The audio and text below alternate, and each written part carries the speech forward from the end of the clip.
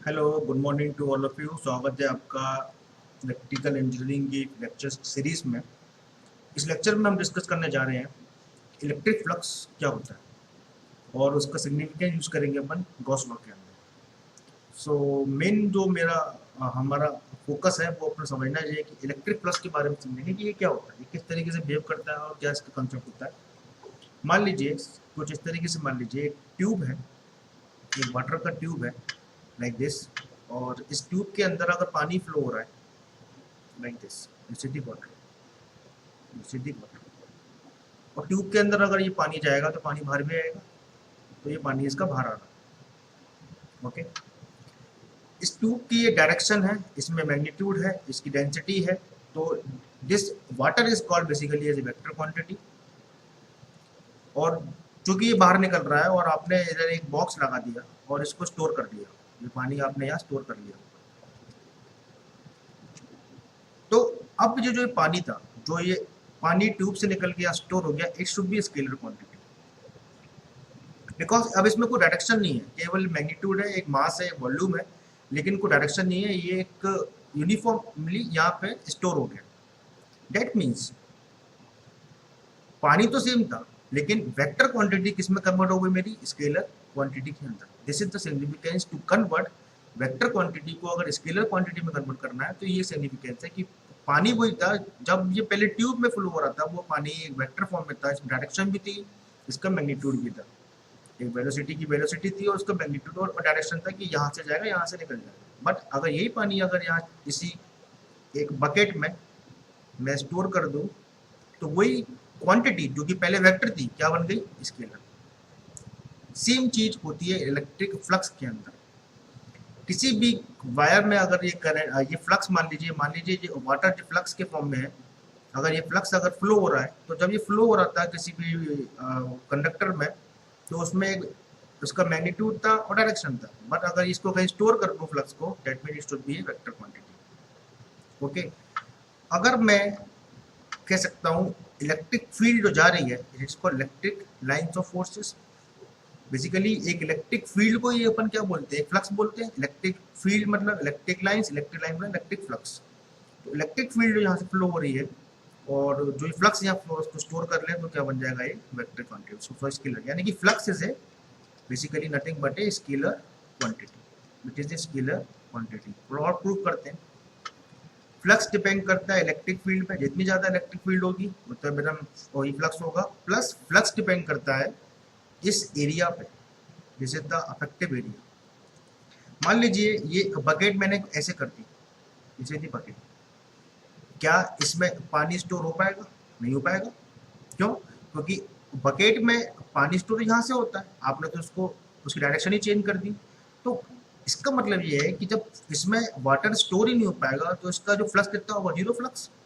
क्योंकि अपन ये कह रहे हैं कि कोई भी वेक्टर को जब स्टोर कर देते हैं तो वो स्केलर बन जाता है। अगर ये फ्लक्स जो फ्लो हो रहा है, वो फ्लक्स को अगर मैं एक जगह स्टेबल कर दूं, दैट इज कॉल्ड फ्लक्स। तो फ्लक्स किस पे डिपेंड हो गया, एरिया वेक्टर पे। Area is also vector quantity. Overall we can say that the flux is equals to E vector dot A vector. Multiplication of two vector gives a scalar function. ये भी vector quantity है, ये भी vector quantity, तो क्या मिलेगा मुझे, एक scalar function. That is called electric flux. यानी कि इलेक्ट्रिक लाइंस ऑफ फोर्सेस को कहीं अगर एक जगह स्टेबल कर दें और उसको देखने की कोशिश करें कि उसमें हो क्या रहा है, that is called scalar quantity. Okay, और we can say that flux should be equals to E A cos theta. Dot product of it, we can say it should be a cos theta. So I think you will understand the concept of scalar and the vector, and flux is a vector, is a scalar quantity, and it depends upon electric field intensity and the area. एक तरीके से और समझ सकते हैं, मान लीजिए कोई रूम है, कोई भी एक रूम है। ओके, अगर इस रूम में एक खिड़की है, दिस इज विंडो, और यहाँ से फ्लक्स आ रहा है,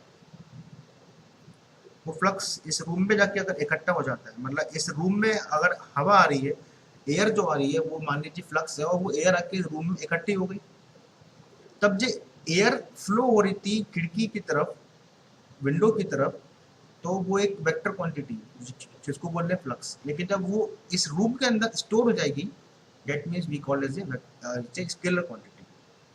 कोई भी कोई भी फ्लक्स जब स्टोर हो जाता है किसी की फॉर्म में, that means we have basically scalar quantity. This is the example of the scalar flux. Okay ना, ठीक है जी। तो यहाँ तक तो समझ में आ रहा है कि जो फ्लक्स की स्केलर क्वांटिटी होती है और उसका जो एरिया वेक्टर कंपोनेंट जो होगा वो क्या हुआ, ए कॉस थीटा। इस कंसेप्ट को ए कॉस थीटा को थोड़ा सा और सीखने की कोशिश करते हैं कि मान लीजिए कोई भी नॉन यूनिफॉर्म एक चार्ज डिस्ट्रीब्यूशन है, एक नॉन यूनिफॉर्म स्फीयर और एक शेप है लाइक दिस, इसमें कोई यूनिफॉर्मिटी नहीं है, कहीं से भी कुछ भी आधा तिरछा शेप है और इसमें चार्ज प्लेस्ड है। मान लीजिए इसमें चार्ज रखा हुआ है बहुत सारा, इस तरीके से चार्ज रखा हुआ है, ठीक। अब चार्ज से अपन जानते हैं इलेक्ट्रिक फील्ड बाहर की तरफ निकलती है, तो ये इलेक्ट्रिक फील्ड होगी, जैसे दी इलेक्ट्रिक फील्ड, जैसे दी इलेक्ट्रिक फील्ड, जैसे दी इलेक्ट्रिक फील्ड, अलग अलग आपके डायरेक्शंस में इलेक्ट्रिक फील्ड निकलेगी रेडियली, जैसे दी इलेक्ट्रिक फील्ड, जैसे दी इलेक्ट्रिक फील्ड। ये भी एक इलेक्ट्रिक फील्ड है, ये भी एक इलेक्ट्रिक फील्ड है, लाइक दिस। ओके, अब अगर मैं यहाँ एरिया को डिफाइन करने की कोशिश करूँ तो यहाँ मैं एस मानता हूँ, आप चाहे एस यूज करें चाहे ए यूज करें, दोनों ही एक ही जैसी होगी। S for surface area, A for area, दोनों ही एरिया ही है, लेकिन चूंकि बुक्स में एस मानते हैं तो अपन एस के फॉर्म में लिखेंगे।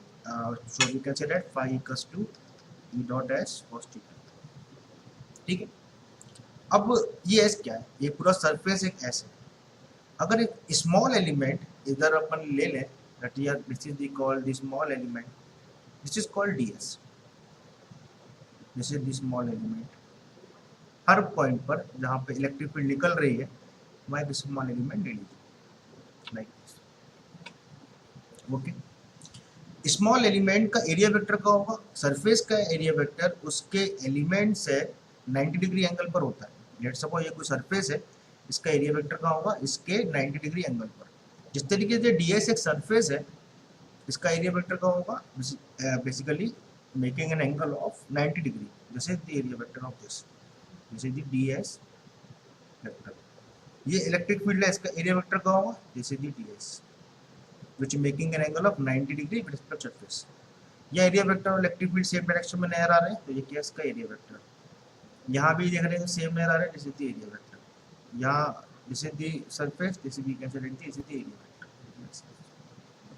तो जो इलेक्ट्रिक फील्ड और सरफेस एरिया का जो एंगल है, it is called theta, this is called theta, this is again called theta, this is the this is theta, यहाँ तो थीटा है नहीं, this is and same so. कोई भी इरेगुलर शेप लिया है, उस इलेक्ट्रिक फील्ड निकल रही है और आपने छोटे छोटे एलिमेंट को ले लिया है, इट इज कॉल्ड ds, और इन सब पे देख रहे हैं कि अलग अलग एंगल बन रहा है।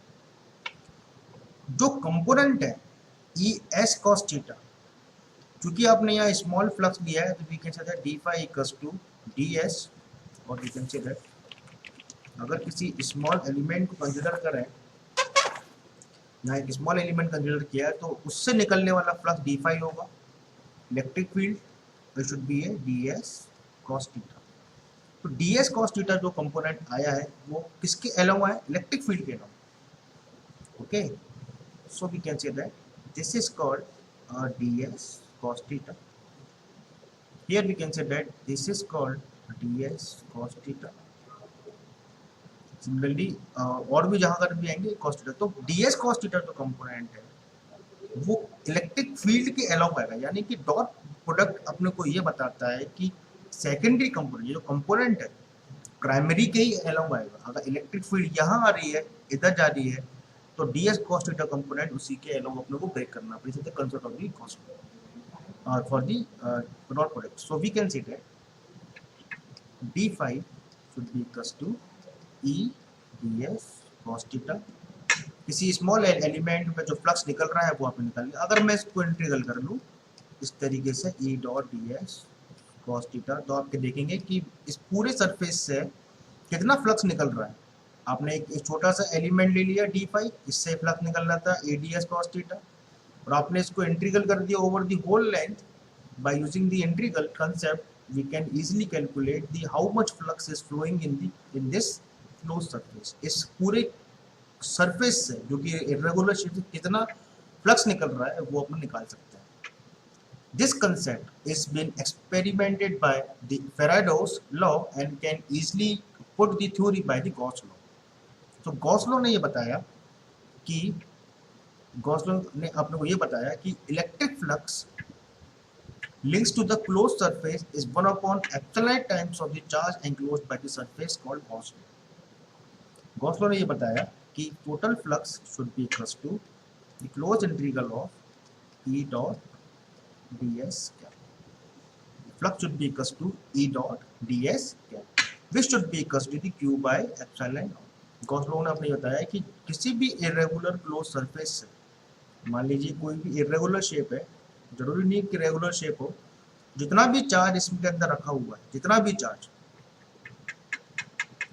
वो किसके इक्वल होगा, जितना फ्लक्स इस क्लोज सरफेस से बाहर निकल रहा है, magnitude wise, epsilon times of the epsilon. Flux should be equal to the charge divided by epsilon magnitude. ये कंसेप्ट अपने को गॉस लॉ ने दिया है कि जितना भी फ्लक्स निकल रहा है किसी भी क्लोज सरफेस में इरेगुलर शेप में, वो किसके इक्वल होगा, charge upon epsilon. So this is the concept of the Gauss law that we have to keep in mind, और we can say that phi should be equals to E ds cos theta. और ds cos theta कौन सा component है, ds cos theta कौन सा component है, ds cos theta वो component है जो अपने एक स्मॉल एरिया माना है और इलेक्ट्रिक फील्ड के अलोंग जो कंपोनेंट टूट रहा है, that is called ds cos theta. तो E ds cos थीटा. आप स्मॉल एलिमेंट लेकर इसको होल इंटीग्रल कर दीजिए, then we can easily calculate the total flux which is emitting और which is leaving from this close surface. Total flux जो close surface से निकल रहा है अपन इजीली निकाल सकते हैं.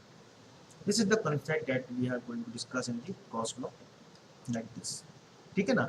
तो रिपीट करते हैं. गॉस लॉ ने क्या बोला है कि जितना फ्लक्स इस इरेगुलर शेप में है उतना ही फ्लक्स, जितना चार्ज इस इरेगुलर शेप में है वो किसके इक्वल होगा, फ्लक्स के. बट एक रिलेशन है 1 upon epsilon. इसको और रीडिफाइन करना है in terms of flux density, we can discuss in the next lecture. So I think this is sufficient for the basic understanding of Gauss law and the flux. Thank you.